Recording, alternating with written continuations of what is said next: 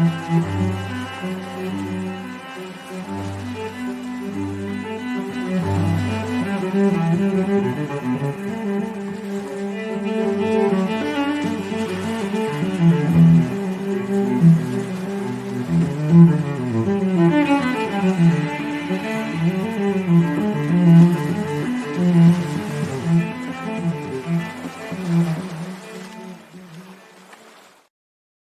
morning, Rick.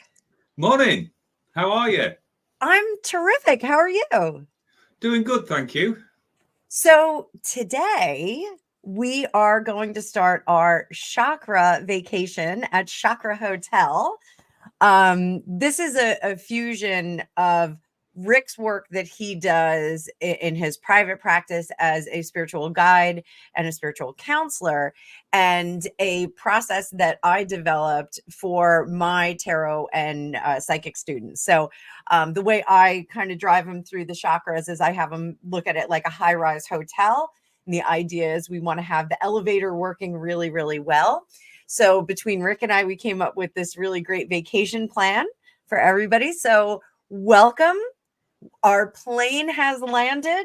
We have taken our Uber to the Chakra Hotel, and we're on the ground floor. And so we're going to be talking about the root chakra today. That's where we start this vacation of replenishment. Rick, what do we need to know about the root chakra? What are the key points that someone needs to know before they start on this spiritual adjustment in their energetics? Just knowing yourself, right? Knowing your own energy field, how you feel, how you process. We're going to get into what the energies might represent physically as well, because my belief system with all energy is that it will have a physical root somewhere, and the body itself is a great barometer for pointing you in the direction of where your problems might lie. So the root chakra, for me, whether I understand it correctly or not, is the most important one, right? Because it is the foundation. It is what everything else stands upon. So it's like, it's holding everything up. So for me, it's like I imagine things in my head. It's like analogies. I like to have a metaphor. I was told that, oh, you do like a metaphor. Well, I do, to be honest. So I imagine being on a building site with how my root chakra starts out, and I'm going to erect a tower. I'm going to build a monument. Now, that will only stand up against the weather and the passage of time if it's got the correct foundations. So when we're checking in at our hotel, this is the ground floor. This is where we're checking in the baggage. This is where we are grounding ourselves. And for me, the root chakra, which is located, and this is where Annabelle and I might slightly be, I won't say at odds, but slightly differ in the way that we interpret it. So I go down front, right the way from the top of the head right down to the groin area. But it's important, he says, trying to check his own teeth in. It is important to emphasize that it goes, what you got at the front is at the back as well. So the root chakra, to me, is the groin. To Annabelle, it is the base of the spine. Well, more so like the perineum for me. It's a little bit, it's in that soft tissue. More, at that very pivotal point. But it kind of encompasses the base of the spine as well. So it's really quite a large area for me. At least that was my training. It was a significant area. So I'm sorry, I didn't mean to interrupt. But no, because this is the interactive thing. So I imagine it like having that circle, right? And through that circle, if we're going front to back, is imagine an arrow going through it. So at the front, the groin area, at the back, the perineum, as it was being described there, and the energy passes through. So yes. Whichever way you look at it, you're dealing with base energy. You're dealing with the foundations. For me, it's got to be the strongest because I don't know whether I get this right or not, because this is my imagination again. It is supporting the rest of the tower. So not to be underestimated, because it's also the main structure of support as well. So when you find that you're not being backed in something, that you're not being looked after in the right way, or you're feeling like you're unsupported or unsound, you're a bit Yeah, wobbly. you're like this. The reason is because that your root chakra, that is supposed to be supported and looked after, is out of whack. And it's amazing where you go, oh, I've got backache, and you put your hand there and you go, oh, my back's hurting. Now, right. So when you've found the source of the pain, why is that pain there? Now, we're not here to tell you any medical advice or anything like that. This is purely about energetic and energy fields. When we're around that area and we're stooped, right, we're not upright. So we're not going to see the changes that we want to make. So if we get into the space of, and this is all about breath work, of being in that space of maybe absorbing. I've spent a lot of time recently just saying to people, embrace pain. And I'm talking about emotional pain, because once we can embrace the emotional pain, we can see what its structure is. We can see what it's underpinning. So with the root chakra, it is underpinning everything else. So if we get the basics right, we can then start to build. So we've arrived now in the lobby area, and I will hand it over to our lovely tour guide here to say what's up next. So for me, the root chakra really, I always think about our bodies as a battery.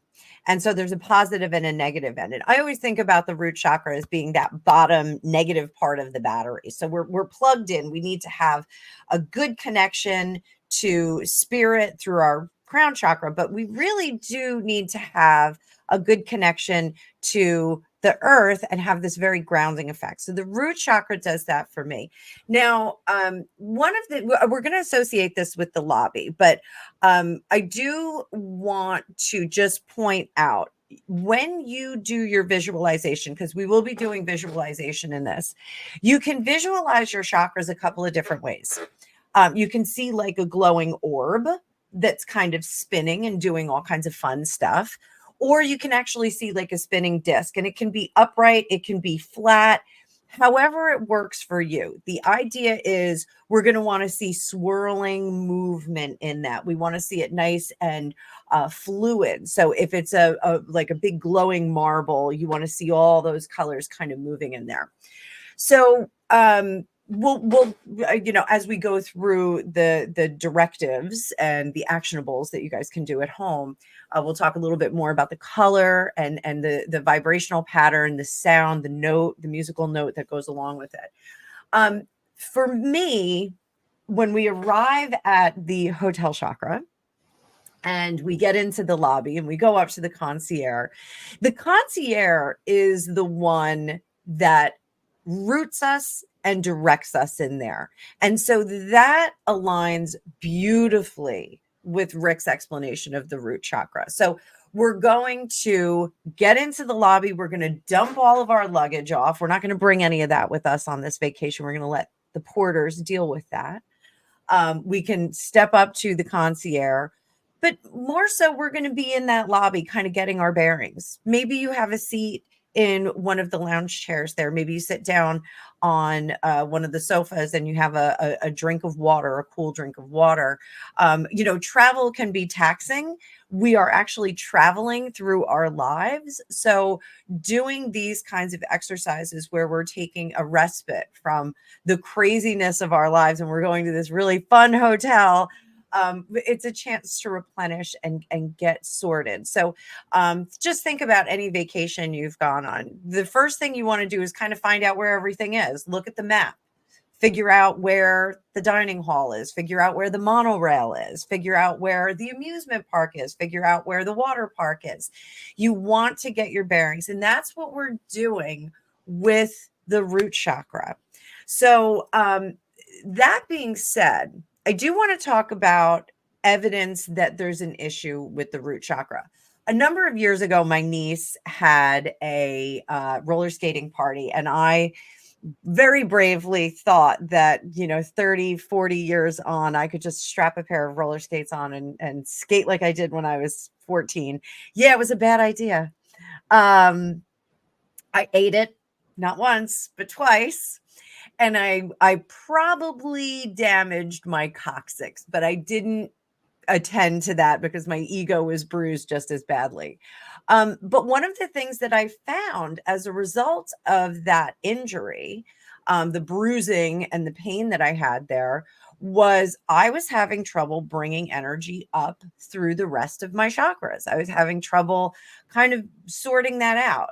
It really is this foundational point where you're going to draw energy up through the earth. You're going to pull that collective energy into your body. If your root chakra is not in a good place, if it is not functioning, if it is not well, you are not going to be able to get the rest of those chakras in order. So, what we can do to correct that energy, and to be sure, I do want to specify, we can have energetic blocks that will manifest in physical injury. We can have physical injury that will manifest in energy blocks. So, really, and Rick alluded to that just a few moments ago. You need to figure out which one it is. So if it's a physical injury, grab yourself an osteopath, chiropractor, any of those things, have that treated. The practical practice of healing is so important. This isn't the only thing that we want you to do. This will support and aid in a practical approach to healing. So if you go roller skating at your niece's birthday party and you fall on your bum, go see a doctor. Don't be like me. Have your ego, attended to as well. But Rick, how do you see with some of your clients that you work with that root chakra is out of balance or not functioning well? It's a strange one. And I didn't consciously know what I was doing with it. So a lot of my spiritual journey has been like on the job training. We've been thrown into something. Now, when you're an empath and you feel other people's energy when they step into the room, I look for body posture. I look at their eye movement. I look at the aura, the energy which surrounds the person. And I'll take a few seconds to look at how I can distract them from what might be currently going through their mind. Because for me, the source of all good therapy is changing the current state of behavior. So if you get somebody that comes in and they're like, oh my God, it's all gone wrong and it's all right. Whoa. It's got to just bring you down to ground with that so that we can start working with it. So bad body posture, stooped, anxiety, bit of nerves, because a confident person carries the self in a different way to what somebody who's feeling anxious. Look at the eye positioning of it, because people who don't want to look at you and face you will often look down or away. So the body itself is great for telling a story. So what I look at with the root chakra is elements to that story. Now, people are brilliant at opening up what their story is. They will tell you what's going on in their lives, and they will tell you the reasons why they are and they're not doing things. And this is where my brand of therapy comes in, because I accept that story as the truth, because I've not known a client lie to me about their situation in the years that I've been doing this. So we get to the point where we go, and then what? What do you want that next part of the story to be? So people are great about bringing all of their troubles and all of their trash to the fore, but aren't always good at getting rid of that baggage. So my role is a facilitator, where I say, right, okay, so how do you want building back up? Because when you're tapping in as an empath into infinite source energy, there's enough to go around for everybody. You can ask for as much as you like, but you've got to decide what you want to do with that new energy. So there is a solution, but it's like with anything, we have to start from the ground up. And I just want to reiterate what you were saying there. There's no part of either of us that is sitting here going, listen to us, we're the experts, because we live a very human life as well. And often we learn by our mistakes. But the key thing to all of these videos and all of this stuff that we're doing is that if you get up in the morning, you've got the opportunity to change what you didn't do yesterday. So there's a good grounding for a start. You know, there's nothing to worry about from the start. And if there is something to worry about it, this is where we take the initial steps. So we get rid of the old baggage of I can't do, it was me upbringing, it was this and it was that. We dump that baggage and we go, I'm me. At this age, as I am now, with all of the experience that I've learned over the years, how am I, and in my case, 52 years of age, going to handle this next step? Yeah. And that keeps me grounded for a start. Yeah.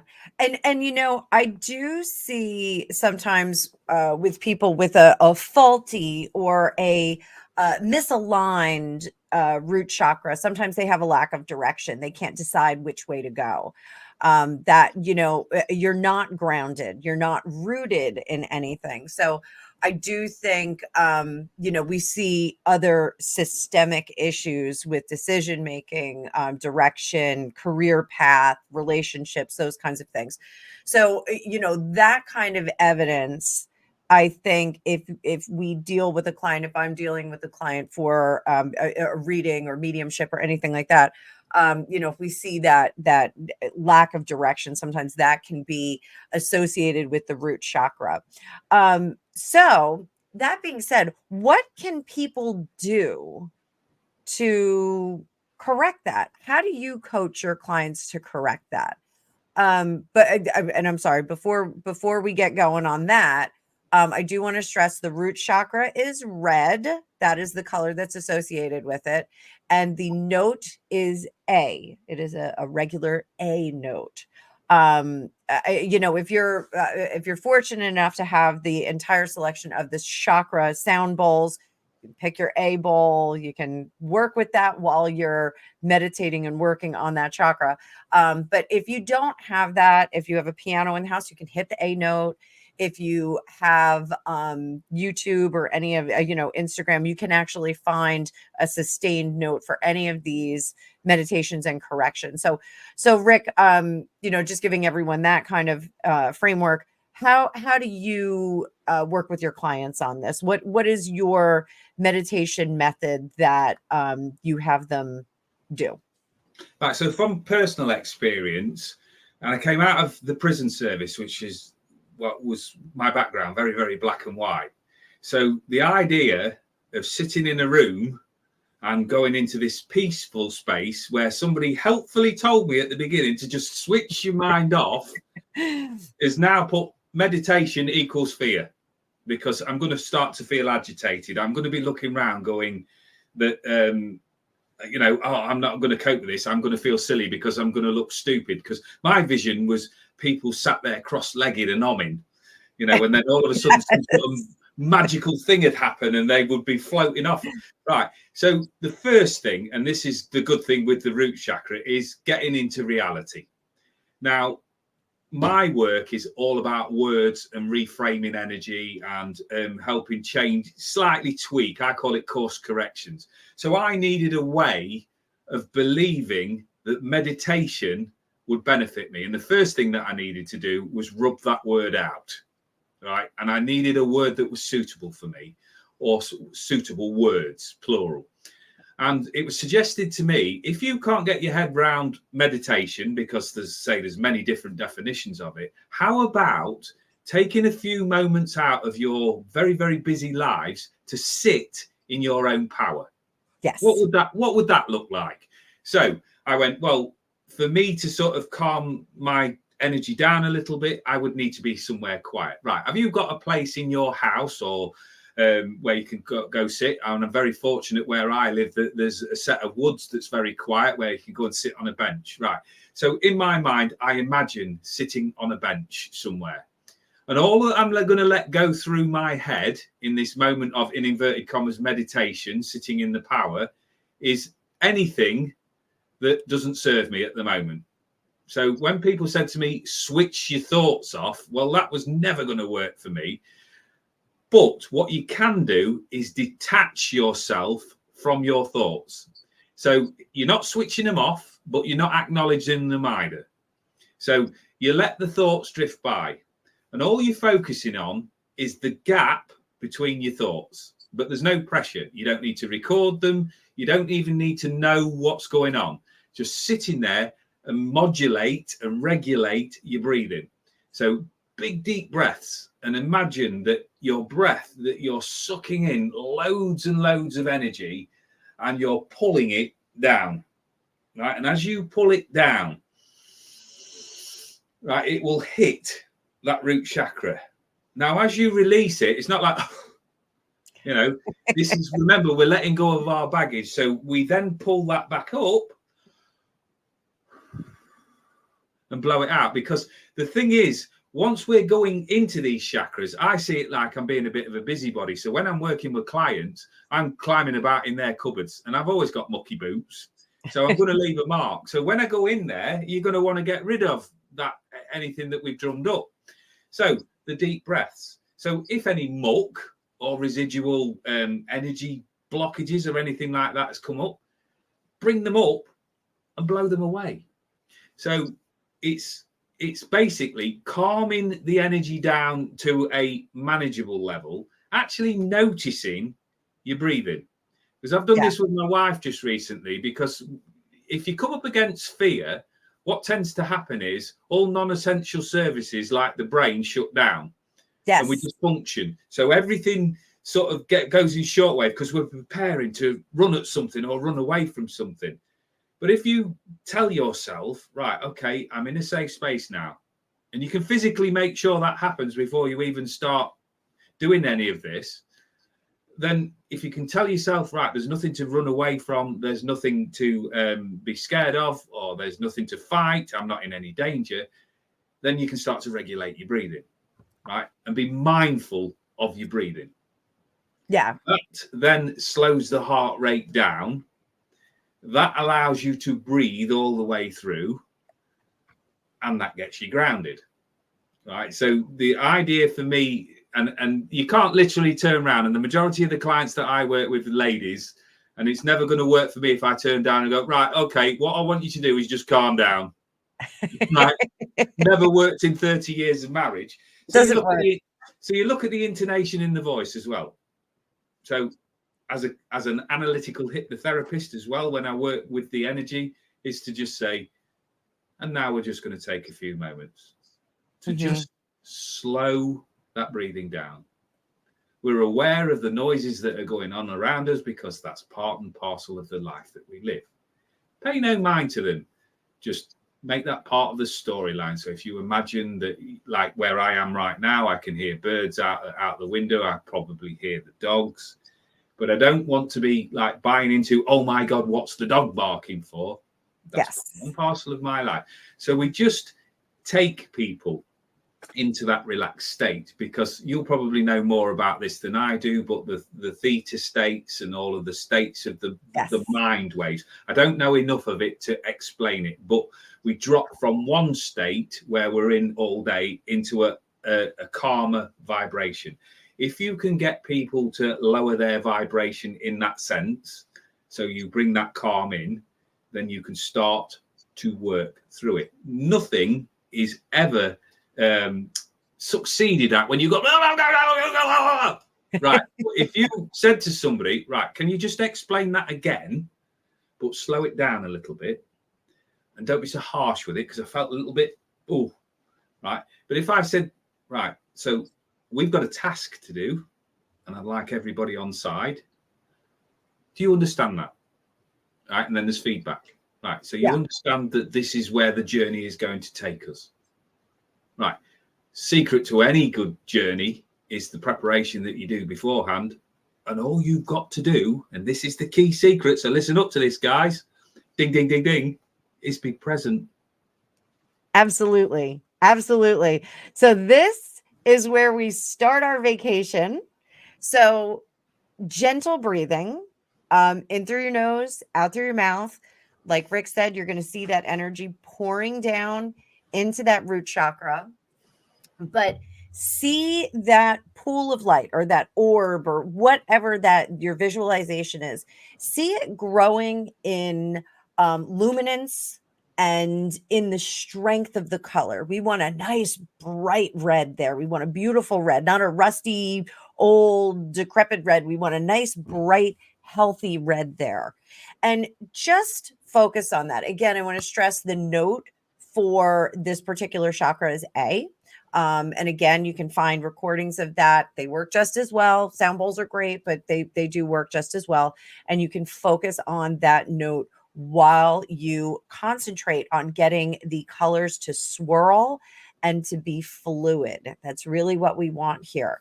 As you get better and better at this over the next 7 days, you really should be focusing on this chakra just 5 minutes a day. You know, meditate or sit in your own power, whatever you want to call it. I too am very poor at meditating because I always think there's something else that I need to be doing.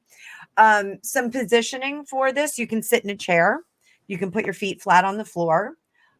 Your chakra will be well supported and also accessible to the ground. Some people like to sit cross-legged on the floor.